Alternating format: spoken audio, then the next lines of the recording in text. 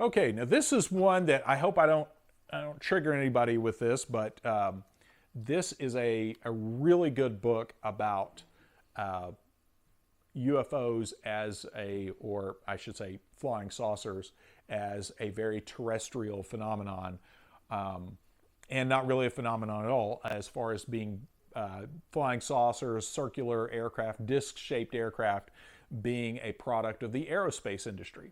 And this is written by Bill Rose, who, of course, is a guy who wrote a lot of stuff about the aircraft industry. I think I have a couple of other books by him, but this was originally published in, I think, 2011. Let me just double check here.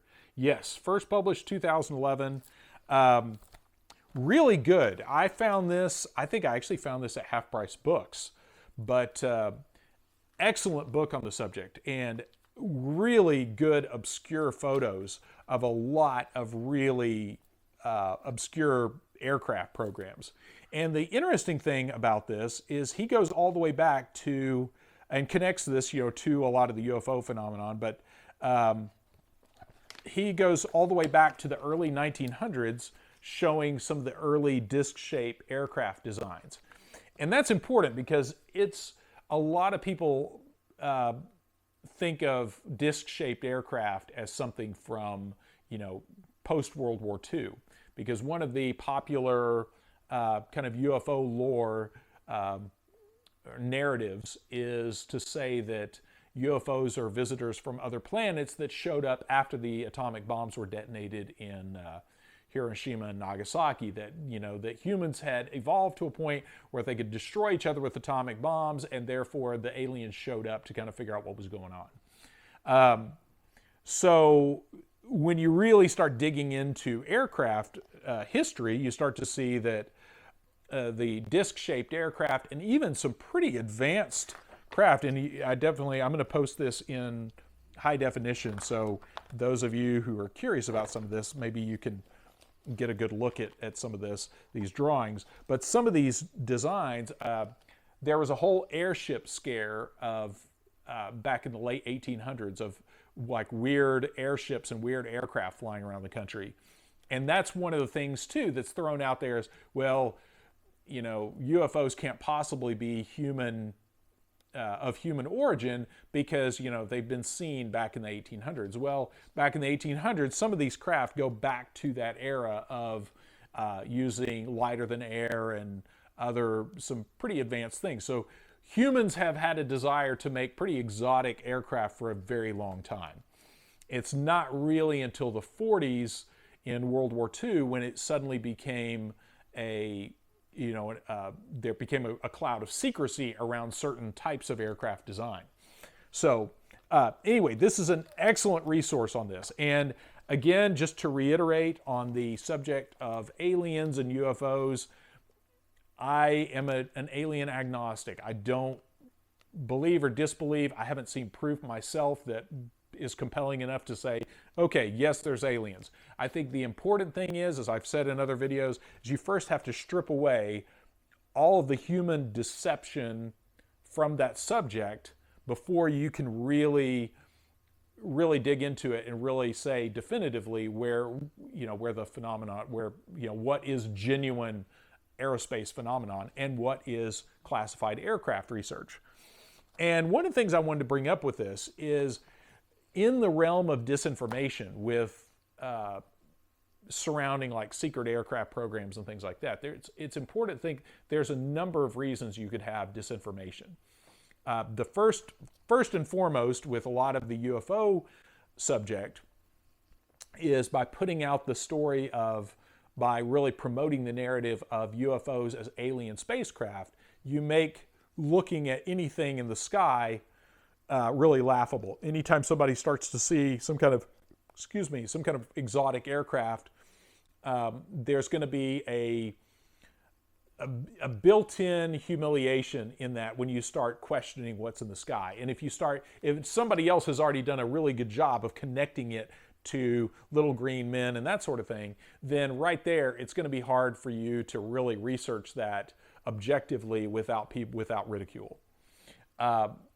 Now, the other aspect is that disinformation about deliberately pushing the UFO narrative is a great way to prop up this idea, as I've covered in some of the books like UFOs and the New World Order and things like that, where the idea of pushing that approach of interpreting exotic aircraft as alien craft helps prop up this idea that there are aliens and that the aliens are a potential imminent threat, and therefore the nations of the world should consolidate and align militarily so that they can fight off this foreign threat.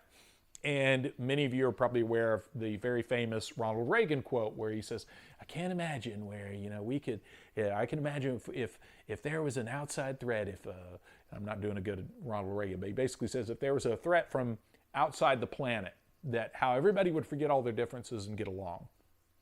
Which is great in theory until you figure out kind of the ideology that some of the guys have that are pushing that angle. But another route for that disinformation is also to promote the idea that your military is more capable than it really is. So in addition to, you could use this disinformation about aliens and that sort of thing to hide exotic aircraft program, you could also use that kind of disinformation to make it appear as though you have a more advanced, more capable aerospace capacity than you really do. And those of you, again, from the children of the 80s, you might remember a movie called Remo Williams. And Remo Williams, the plot of Remo Williams was mainly about kind of a spy plot with this guy is trained to do all this covert action. But the main thing he uncovers in that is that he finds out that there's this major aerospace company that he's been sent in to go check out.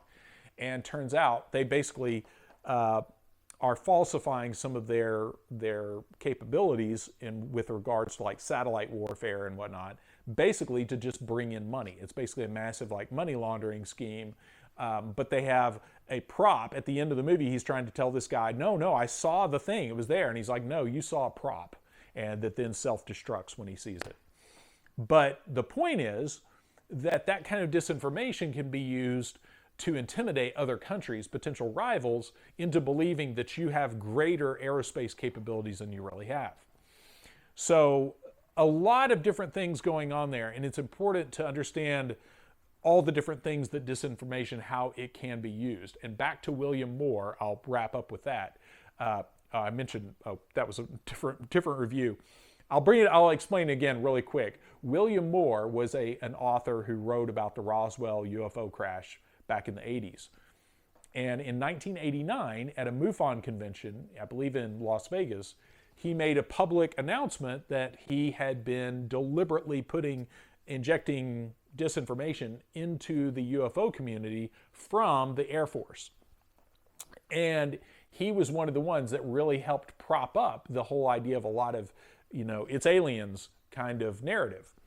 And lo and behold, according to William Moore, and now we know Richard Doty with OSI this was a deliberate plan by the Air Force to put this material into the public mind. But you also have to wonder why a paid disinformation agent would out himself in public fashion there. So anyway, I'll save my theories on that for another video. But anyway, I'm way off track, but you get the idea. Flying Saucer Technology, this is a great reference book.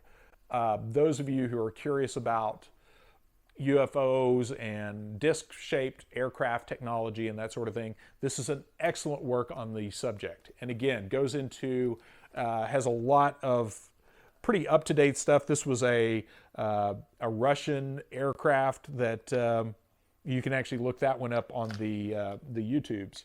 I'm trying to think of the name of this.